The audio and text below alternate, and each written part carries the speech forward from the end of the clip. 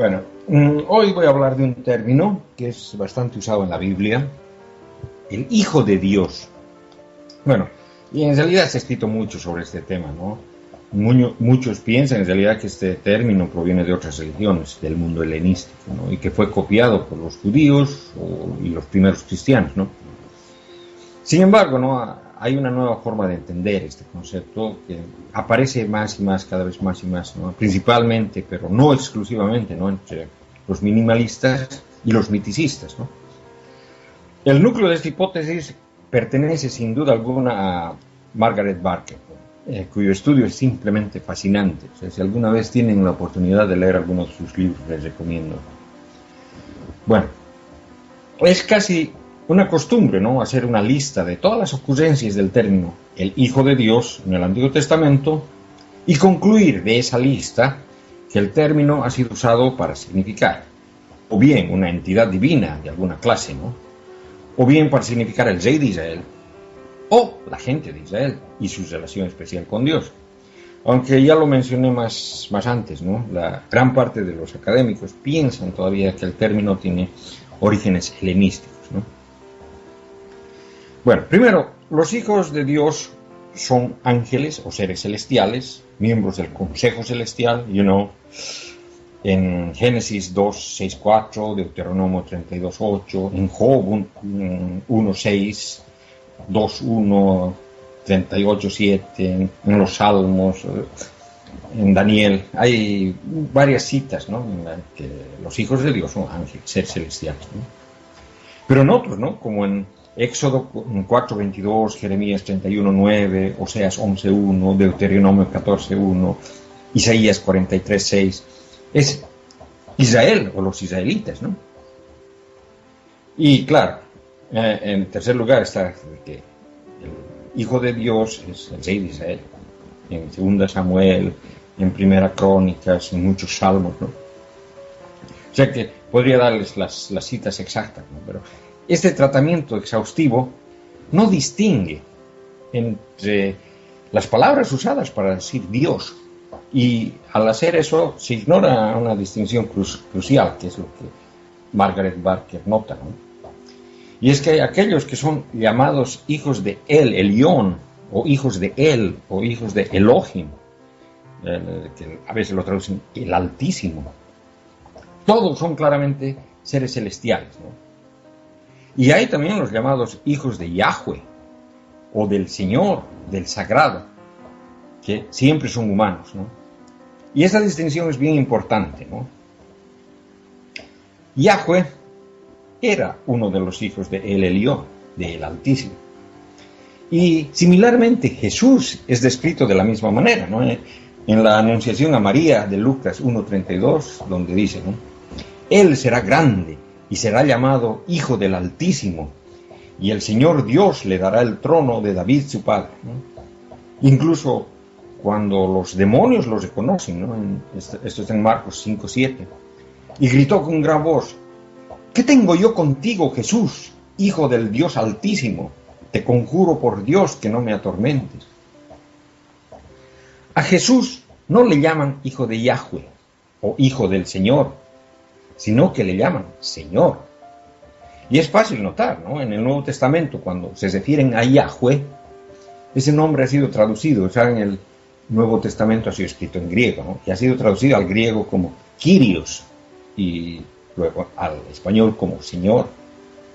Un ejemplo claro está en Deuteronomio 6:5, dice: amarás a Yahweh tu Dios con todo tu corazón, con toda tu alma y con toda tu fuerza.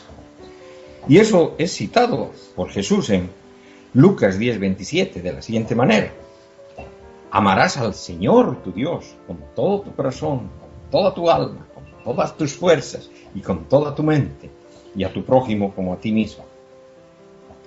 Esto más o menos sugiere que los autores de los evangelios, al usar los términos Señor y Hijo del Altísimo, están viendo a Jesús como un ser celestial, una figura angelical, y le están dando una versión del nombre sagrado de Yahweh. Los hijos celestiales de Dios aparecen en el Antiguo Testamento muchas veces, ¿no? A veces por nombre, otras por implicación. La primera vez que aparecen es en el Génesis 6, de los versos 2 al 4, donde aparecen como los hijos de Elohim. Y es la historia en la que los hijos de Dios caen del cielo, escogen mujeres bellas y se convierten en los padres de los gigantes, ¿no? Es por lo general aceptado que este relato del Génesis es una parte fragmentaria que sobrevivió a un mito más antiguo, ¿no?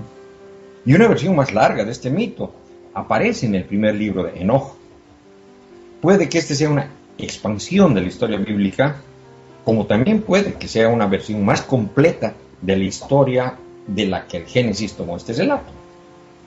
Cualquiera que sea la explicación que adoptemos, ¿no?, el primer libro de Enoch nos demuestra cómo esta historia era entendida en la época del Segundo Templo, ¿no?, cuando los libros de Enoch fueron desarrollados y preservados, ¿no? Los hijos de Dios trajeron sabiduría, desvelaron los secretos de la creación, pero precisamente por esa sabiduría se trajo a la tierra la rebelión contra Dios el Altísimo, y esto corrompió la creación. En el primer libro de Enoch se da el nombre de los hijos de Dios en dos lugares, ¿no? Si tienen el libro a mano, está en el capítulo 6, 7 y en el capítulo 59, verso 2. La mayoría de los nombres terminan en El, que significa Dios. Cocabiel, la estrella de Dios. Tamiel, la perfección de Dios. Baraquiel, el relámpago de Dios, etcétera, etcétera. Entonces se entiende que estos ángeles, de cierta manera, son aspectos de Dios, manifestaciones de Dios, más que divinidades separadas, ¿no? Y hay que notar también... Como los avatares ¿sí? hindúes. Sí.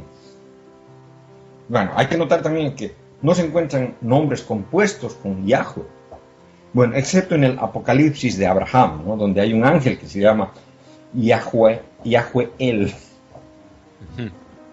Bueno, el segundo texto con los hijos de Dios está en Deuteronomio 32:8. Bueno, y eso es bien famoso, ¿no? Estoy seguro que alguna vez lo he mencionado. Lo leo, ¿no? Dice: cuando el Altísimo repartió las naciones, cuando distribuyó a los hijos de Adán, fijó las fronteras de los pueblos según el número de los hijos de Dios. Bueno, y aquí hay un problema, ¿no? Las diferencias que existen entre la versión griega, la hebrea del Antiguo Testamento, ¿no? Y a grosso modo tengo que comentar esto, ¿no? La versión griega es la llamada Septuaginta, y de ella tenemos las copias más antiguas, ¿no?, son del siglo IV de la Era Común. Y en ella se basan las Biblias católicas. La versión hebrea más antigua que tenemos es el llamado texto masorético, que es de la Edad Media, desde el siglo XV, creo, ¿no? Y es la que usan actualmente los judíos, y en ella se basan las Biblias protestantes. Bueno, continúo. El texto masorético no menciona a los hijos de Dios, sino dice los hijos de Israel. Bueno, en la copia de Qumran, esos son los rollos del mal muerto, donde hay una Biblia también completa, casi completa, que obviamente son más antiguos que la versión hebrea común, ¿no? En ella hablan de los hijos de él. Y la versión griega tiene a los ángeles de Dios. O sea que ahí ven bien las cosas, ¿no? Esto nos muestra dos cosas, ¿no? Había razones para cambiar los hijos de Dios a los hijos de Israel. La lectura de la versión de Qumran nos muestra que el hebreo antiguo decía los hijos de Dios, y que los hijos de Dios eran deidades patronales de varias naciones, ¿no? Y que él, Elión, el Altísimo, había asignado las naciones a sus hijos, y uno de los cuales era Yahweh, a quien le había correspondido Israel. Y leo de nuevo los versos de 32, Deuteronomio 32, 8 y 9. Cuando el Altísimo repartió a las naciones, cuando distribuyó a los hijos de Adán, fijó las fronteras de los pueblos según el número de los hijos de Dios. Mas la porción de Yahweh fue su pueblo, Jacob su parte de heredad. Bueno, se piensa que este es un fósil incorporado en el Deuteronomio, que es uno de los componentes más antiguos de toda la Biblia, ¿no? ¿Y cómo es que una frase tan politeística pudo colarse en el Deuteronomio, que tiene un énfasis en el monoteísmo? Este es un incógnito que no sé. Yo pienso que se trató simplemente de fatiga editorial, o sea que al estar editando se cansaron y algo les coló, ¿no? Los hijos del Altísimo son sin duda también los mensajeros o ángeles que aparecen, por ejemplo, en Isaías 14:32, ¿no? ¿Y qué se les responderá a los mensajeros de esta gente? Que Yahweh fundó Sión y que en ella se refugiarán los pobres de su pueblo. Estos se aparecen también en Daniel 10, 13, 14, cuando los príncipes de Persia y Grecia atacan a un ángel sin nombre que pelea por Israel con la ayuda del arcángel Miguel. El príncipe del reino de Persia me ha hecho resistencia durante 21 días, pero Miguel, uno de los primeros príncipes, ha venido en mi ayuda y le he dejado allí junto a los reyes de Persia, y he venido a manifestarte lo que ocurrirá a tu pueblo en el fin de los días, porque todavía hay una visión para esos días. Bueno, el tercer conjunto de textos sobre el Hijo de Dios está en Job, ¿no? Donde se describe como los hijos de Dios, hijos de Elohim, uno de los cuales es Satán, se reúnen y Satán desafía a Yahweh sobre la loyalidad de Job, ¿no? Y de esto he hablado tiempo atrás, en un programa entero, ¿no? Lo importante aquí es notar cómo está escrito en el texto, que en la Biblia de Jerusalén Católica, que es la que uso, dice: el día que los hijos de Dios venían a presentarse ante Yahweh, vino también entre ellos el Satán. Bueno, y si vemos el original, veremos que está hablando de los hijos de Elohim, que se presentan ante Yahweh. Y bueno, la mayoría de las personas identifican a Elohim y Yahweh como sinónimos, pero no lo son. La idea es que Yahweh es uno de los hijos de Elohim y que Yahweh es ahora el rey de los dioses. No sé si recuerdan, alguna vez ya les conté el llamado mito de la realeza, ¿no? Sí. La idea es que Yahweh es el creador, pero los hijos de Dios no son creados por él, ¿no? Son sus iguales. Bueno, casi iguales, porque como lo nombraron rey. Es por eso que en el Génesis no hay relato de la creación de los ángeles. Pero para ser completo, ¿no?, en el libro de los Jubileos, que es un libro apócrifo, hay un relato de la creación algo más largo, en el que se lee: en el primer día creó los cielos que están arriba, y la tierra, y las aguas, y todos los espíritus que le sirven, los ángeles de presencia y los ángeles de santificación, y el segundo día creó el firmamento. Eso está en Jubileos capítulo 2, de 1 adelante, ¿no? En los Salmos hay mucha mención a los hijos de Dios, ¿no? Los hijos de Elohim aparecen, por ejemplo, en el Salmo 29, verso 1, donde dice: rendid a Yahweh, hijos de Dios, rendid a Yahweh gloria y poder. El Salmo 58, 82, 89 muestran también ese concilio celestial, ¿no? En otros salmos, como en el 58, se los describe también, pero sin nombrarlos. El tema es idéntico. Es como en el Salmo 89, donde el verso 6 dice: porque ¿quién en las nubes es comparable a Yahweh? ¿Quién a Yahweh se le iguala entre los hijos de los dioses? Y de nuevo, aquí el hebreo original son los hijos de Elohim, ¿no? Hay que notar en Daniel 3:25, donde dice: dijo el rey, pero yo estoy viendo 4 hombres que pasean libremente por el fuego sin sufrir daño alguno, y el cuarto tiene el aspecto de un hijo de los dioses. Bueno, el contexto es de literatura apocalíptica, ¿no?, con cometas en el cielo, el triunfo del pueblo de Dios, etc. Pero a pesar de no ser nombrados, estas figuras son reconocibles. Son los hijos del Altísimo que se están manifestando en formas humanas y son descritos como hombres, a veces como los hijos del hombre. Incluso más tarde vemos que Daniel vio al varón Gabriel, ¿no? En Daniel 9:21 dice: aún estaba hablando en oración cuando el varón Gabriel, a quien había visto en la visión del principio, volando con presteza, vino a mí como a la hora del sacrificio de la tarde. Esta misma imagen se recupera después, luego en el Apocalipsis, ¿no?, donde Juan intuye que las medidas humanas son más o menos iguales que las medidas angelinas. En Apocalipsis 21:17 dice: y midió su muro, 144 codos de medida del hombre, la cual es la del ángel. Bueno, en cambio, los hijos de Yahweh nunca son nombrados por nombre, sino siempre por implicación, ¿no? Tú eres mi hijo, dice Yahweh, ¿no? Y así es, el primer llamado hijo de Yahweh es el Rey. ¿Y cómo se entendía eso? Realmente no se sabe, ¿no?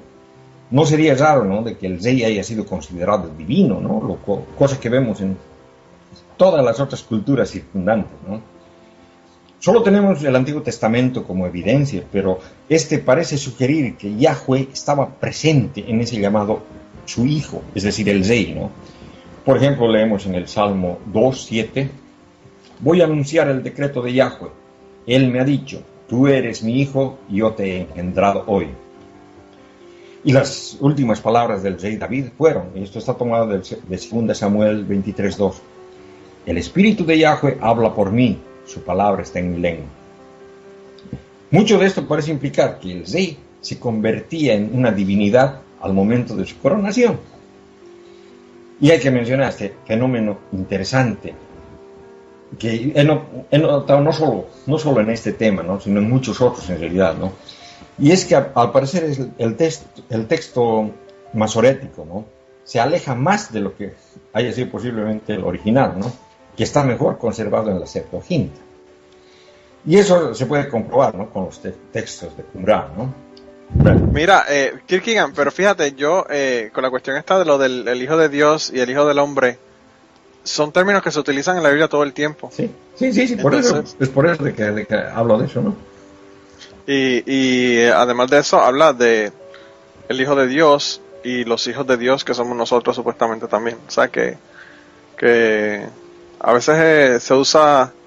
No, pero como te digo, hay la diferencia entre si son los hijos del Altísimo, o sea, de el Elián o Elohim, o son los hijos del Señor, que es Yahweh. Hay esa diferencia. O sea que los hijos de el Elián, son seres divinos, son ángeles, son seres espirituales. En cambio, los hijos de Yahweh son personas humanas, somos nosotros, o es el rey, o es el pueblo, ¿no? Claro. Resulta que hay mucho que apoya esa noción del rey de Israel como el hijo de Yahweh, ¿no? En la ceremonia de la coronación, por ejemplo, el rey decía a Yahweh, tú eres mi padre.